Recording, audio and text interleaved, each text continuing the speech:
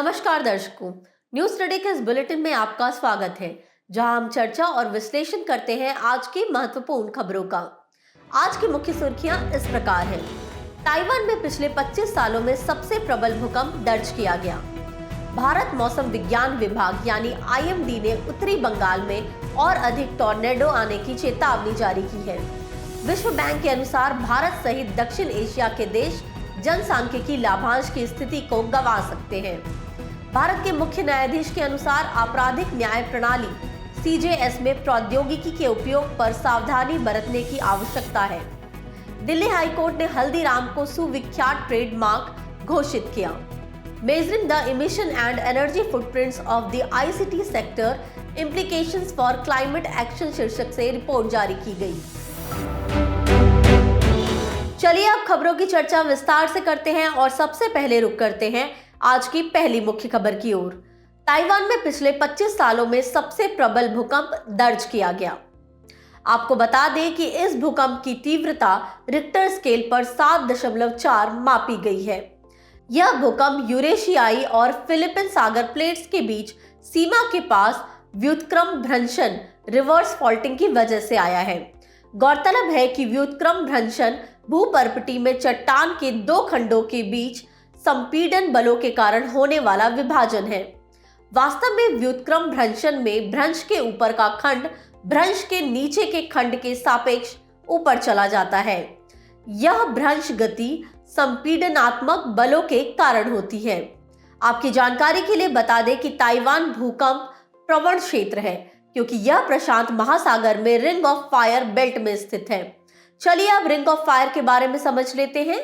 यह प्रशांत महासागर की सीमा के किनारे सक्रिय ज्वालामुखी और भूकंपीय गतिविधियों वाला क्षेत्र है। मानचित्र में यह बेल्ट घोड़े की नाल के समान दिखाई देती है। इसके अलावा पृथ्वी की सतह पर लगभग 90% भूकंप इसी बेल्ट में दर्ज किए जाते हैं। साथ ही पृथ्वी पर सक्रिय 75% ज्वालामुखी भी इसी क्षेत्र में स्थित है। रिंग ऑफ फायर में अधिक भूकंप आने की वजह प्लेट विवर्तनिकी है। वास्तव में यह क्षेत्र कई विवर्तनिक प्लेट्स का मिलन बिंदु है। इनमें प्रशांत, जुआन डे फुका, कोकोस, भारतीय ऑस्ट्रेलियाई, नस्का, उत्तरी अमेरिका और फिलीपीन जैसी प्लेट्स शामिल हैं। इसके साथ ही अधिकांश ज्वालामुखीय उद्गार प्रविष्टन क्षेत्र यानी सबडक्शन जोन में होते हैं। यह जोन अभिसरण या कन्वर्जन प्लेट की सीमा होती है। जैसे ही भारी प्लेट हल्की प्लेट के नीचे धंस जाती है तो भारी प्लेट पिघलने लगती है, जिससे मैग्मा बनता है।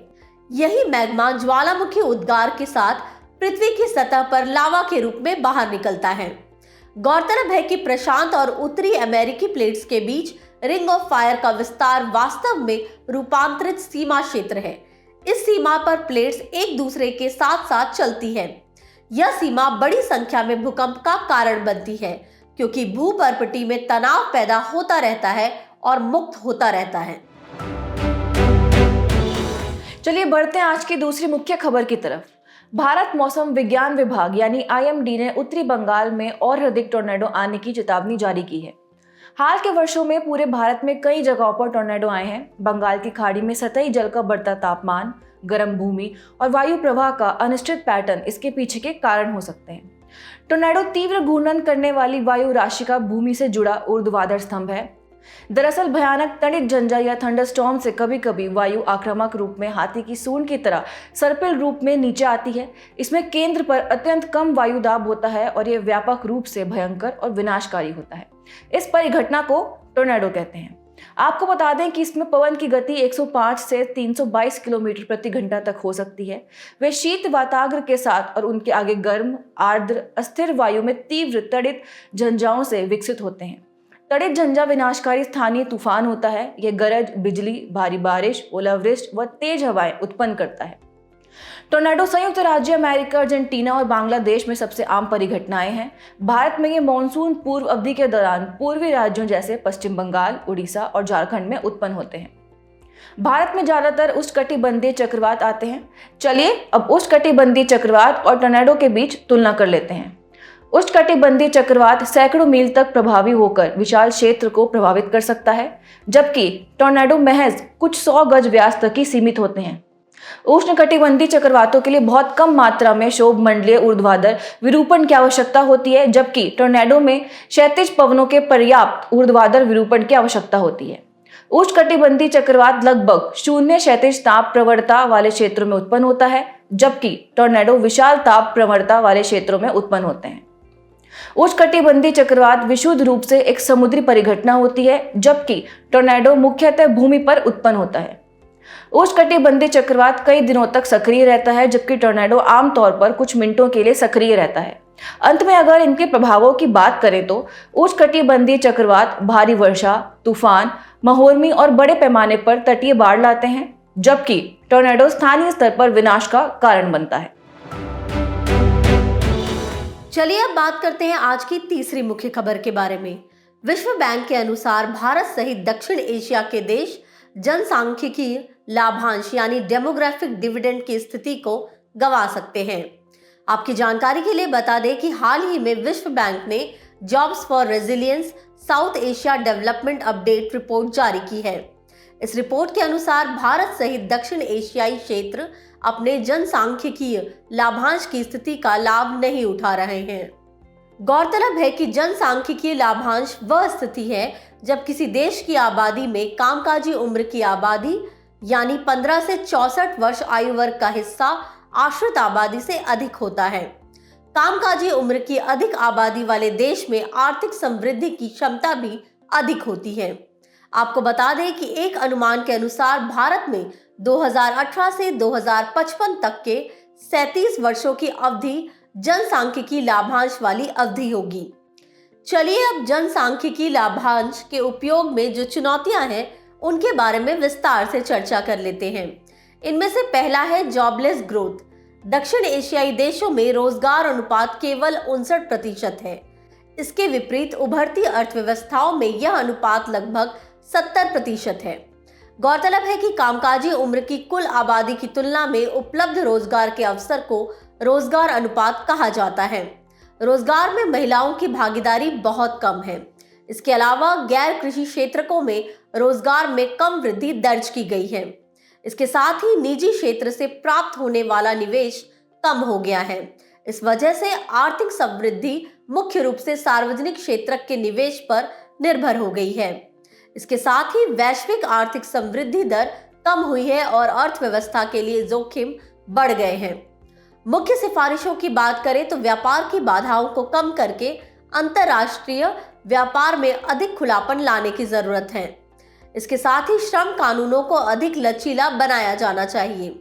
इसके अलावा भूमि अधिग्रहण, बिक्री आदि से जुड़ी व्यवस्था को दक्ष बनाने की जरूरत है। अवसंरचना में निवेश बढ़ाया जाना चाहिए। इसमें भी परिवहन और कृषि क्षेत्रों पर विशेष ध्यान देने की जरूरत है। इसके अलावा कार्यबल में महिलाओं की भागीदारी बढ़ानी चाहिए। इसके लिए पारिश्रमिक सब्सिडी, कर छूट जैसे प्रोत्साहन दिए जा सकते हैं और अंत में मानव पूंजी को कुशल बनाने की जरूरत है ताकि कृषि कार्य में लगे लोगों को अन्य क्षेत्रों में रोजगार प्राप्त करने में आसानी हो सके। चलिए बढ़ते हैं आज की चौथी मुख्य खबर की ओर। भारत के मुख्य न्यायाधीश के अनुसार आपराधिक न्याय प्रणाली यानी CJS में प्रौद्योगिकी के उपयोग पर सावधानी बरतने की आवश्यकता है। चलिए सबसे पहले ये जानते हैं कि आपराधिक न्याय प्रणाली में प्रौद्योगिकी का उपयोग क्यों जरूरी है। पहला कारण है त्वरित और निष्पक्ष अभियोजन की सुविधा। प्रौद्योगिकी के इस्तेमाल से आपराधिक मामलों के निपटारे में होने वाली देरी को कम किया जा सकता है। दूसरा है इससे अपराध को अंजाम देने के कारणों का पता लगाना संभव है। उदाहरण के लिए आर्टिफिशियल इंटेलिजेंस से कानून प्रवर्तन एजेंसियों को यौन तस्करी के शिकार बच्चों का पता लगाने में मदद मिली है। इससे मामले की जांच में लगने वाले समय में 63% की कमी आई है। तीसरा है प्रेडिक्टिव पॉलिसिंग। ऐसे एल्गोरिथम विकसित किए गए हैं जो आपराधिक घटना का पहले ही अनुमान लगा लेते हैं। इससे अपराध को रोकने में मदद मिलती है। साथ ही सटीक और विश्वसनीय फॉरेंसिक समाधान उपलब्ध हैं। आइरिस रिकॉग्निशन सहित कई नई बायोमेट्रिक प्रणालियां आ गई हैं। ये सभी आपराधिक न्याय प्रणाली में मदद करती हैं। अब बात करते हैं इससे जुड़ी मुख्य चिंताओं की। निजता के उल्लंघन की स्थिति में जवाबदेही तय करने और पारदर्शिता सुनिश्चित करने जैसी चुनौतियां मौजूद हैं। ऐसे लोग तकनीक आधारित व्यवस्था का लाभ उठाने से वंचित हो सकते हैं जिनकी पहुंच इंटरनेट तक नहीं है या फिर वे तकनीकों का इस्तेमाल करना नहीं जानते हैं।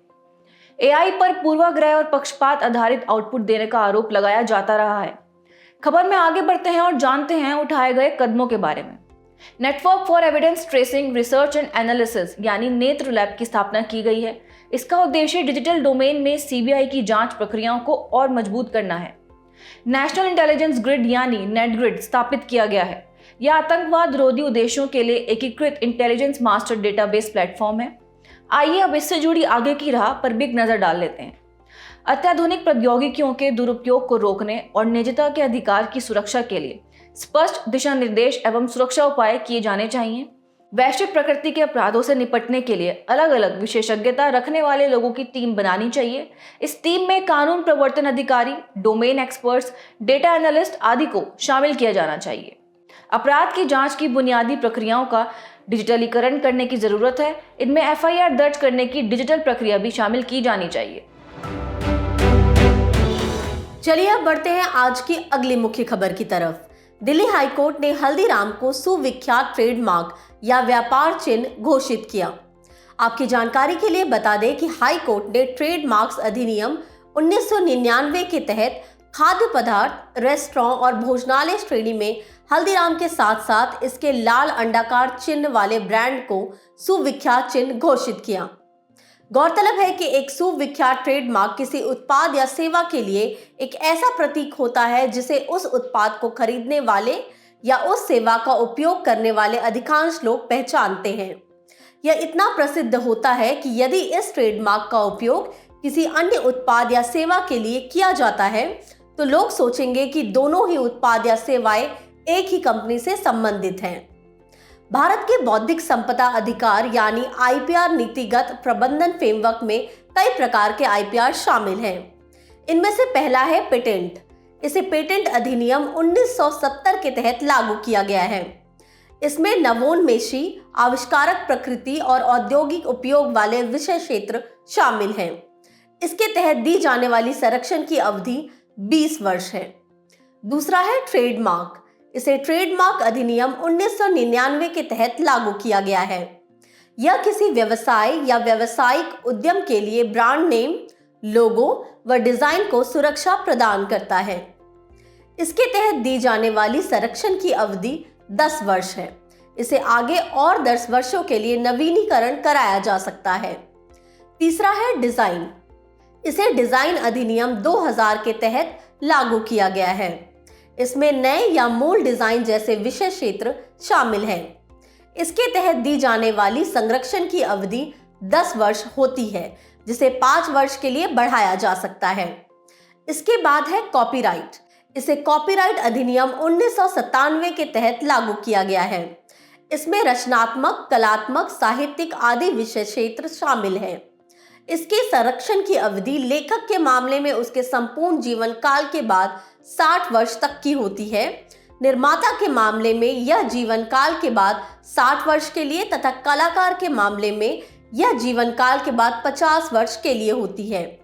भौगोलिक संकेतक यानी जीआई की बात करें तो इसे जीआई अधिनियम 1999 के तहत लागू किया गया है। इसमें किसी भौगोलिक क्षेत्र से संबंधित उत्पादों या सेवाओं को उनकी अनूठी विशेषता के कारण प्रदान किया जाता है। इसके संरक्षण की अवधि 10 वर्ष होती है, जिसे आगे और 10 वर्षों के लिए नवीनीकरण कराया जा सकता है। अंत में बात करते हैं ट्रेड सीक्रेट्स की। इसे सामान्य कानून के तहत संरक्षण प्रदान किया गया है। इसमें व्यावसायिक महत्व की गोपनीय जानकारियां शामिल होती है। इसके संरक्षण की अवधि तब तक के लिए होती है जब तक गोपनीयता बनाए रखना आवश्यक हो। चलिए बढ़ते हैं आज की आखिरी मुख्य खबर की ओर। Measuring the emissions and energy footprint of the ICT sector, implications for climate action शीर्षक से रिपोर्ट जारी की गई। यह रिपोर्ट अंतर्राष्ट्रीय दूरसंचार संघ यानी ITU और विश्व बैंक ने संयुक्त रूप से जारी की है। यह सूचना और संचार प्रौद्योगिकी यानी ICT क्षेत्र की ऊर्जा एवं उत्सर्जन प्रोफाइल प्रस्तुत करती है। साथ ही यह दूरसंचार क्षेत्र में 30 सर्वाधिक उत्सर्जन करने वाले देशों का आकलन करती है। इसमें भारत भी शामिल है।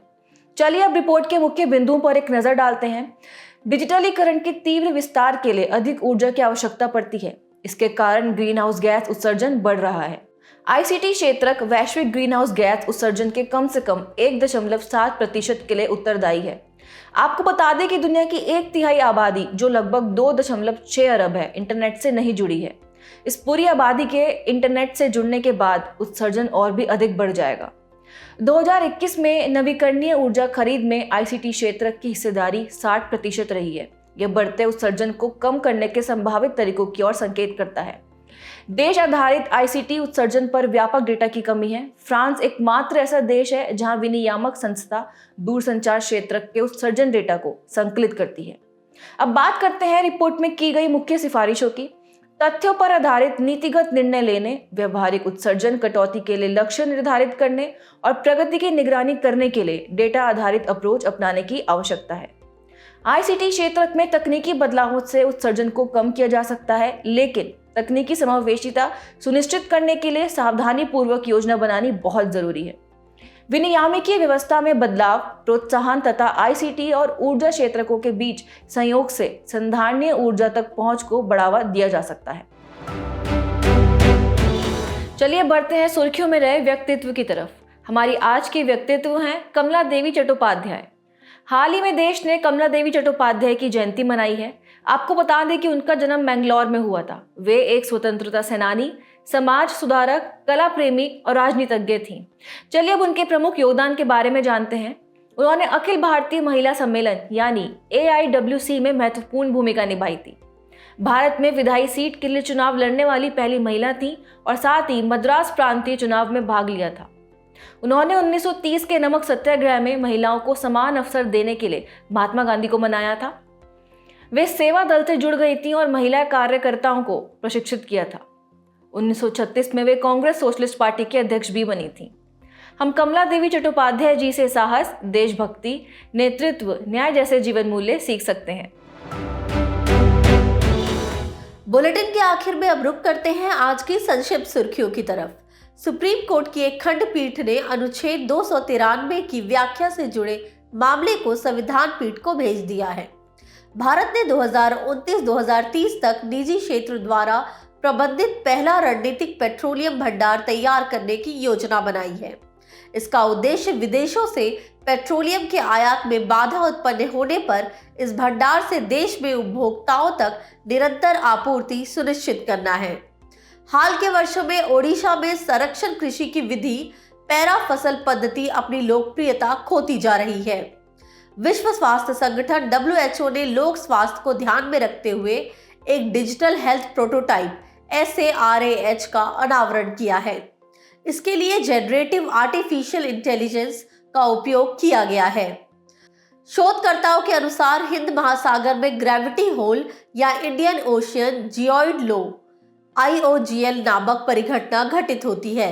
इसमें पृथ्वी का गुरुत्वाकर्षण खिंचाव कमजोर होता है और समुद्र का स्तर लगभग 100 मीटर तक कम हो जाता है। इससे महासागर में अवदाब और जियोइड में सबसे निचले बिंदु के साथ एक गुरुत्वाकर्षण या जियोइड विसंगति पैदा होती है। Raman research institute RRI Bengaluru के शोधकर्ताओं ने PRATUSH के निर्माण पर कार्य शुरू कर दिया है। PRATUSH से आशय है probing reionization of the universe using signal from hydrogen। वर्तमान में इसरो PRATUSH परियोजना का पूर्व अध्ययन कराने के लिए वित्त प्रदान कर रहा है। भारत ने गुआना को 2 अत्याधुनिक डोनियर 228 विमान सौंपे हैं। सिंगापुर ने 2026 के कॉमनवेल्थ गेम्स की मेजबानी करने से इनकार कर दिया है।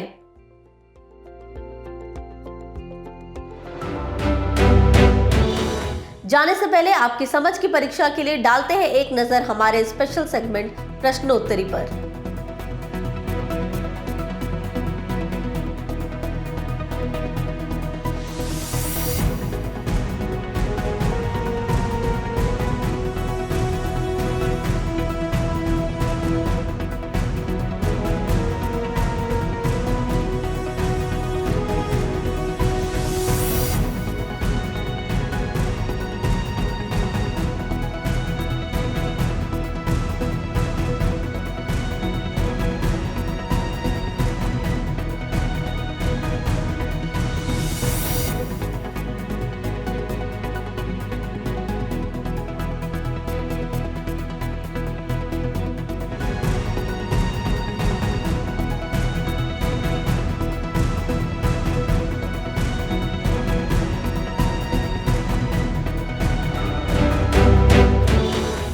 हमसे जुड़ने के लिए आपका धन्यवाद।